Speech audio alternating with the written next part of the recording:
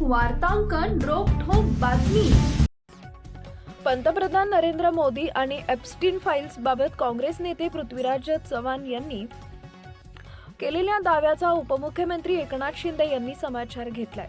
पंतप्रधानांबद्दल काहीही बोलून चर्चेत राहण्याचा हा पृथ्वीराज चव्हाणांचा केविलवाणा प्रयत्न असून त्यांचं वक्तव्य म्हणजे सूर्यावर थुंकण्याचा प्रकार आहे, अशा शब्दात शिंदेंनी चव्हाणांवर तोफ डागली।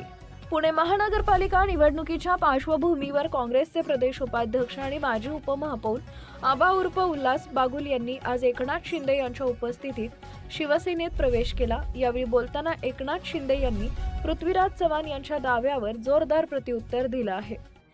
जेव्हा लोक दुर्लक्षित होतात तेव्हा चर्चेत राहण्यासाठी अशा सनसनाटी बातम्या पसरवल्या जातात। 2014 पासून पंतप्रधान मोदींनी देशासाठी केलेलं काम सर्वांना माहीत आहे। आज आपली अर्थव्यवस्था जगातील 5व्या क्रमांकावर असून आपण 3ऱ्या क्रमांकाकडे वाटचाल करत आहोत। ही जी प्रगती सुरू आहे त्यातून होणारी पोटदुखी आणि जळजळ चव्हाणांच्या वक्तव्यातून स्पष्ट दिसत आहे।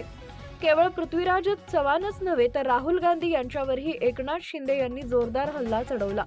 राहुल गांधी परदेशात जाऊन देशाची बदनामी करतात, ते लष्कराचा अपमान करतात आणि पाकिस्तानचे म्हणणे खरे मानतात। युद्धात आपण हरलो होतो असं म्हणताना त्यांना आनंद होतो, त्यांचे हे पाकिस्तान प्रेम उतू चाललंय।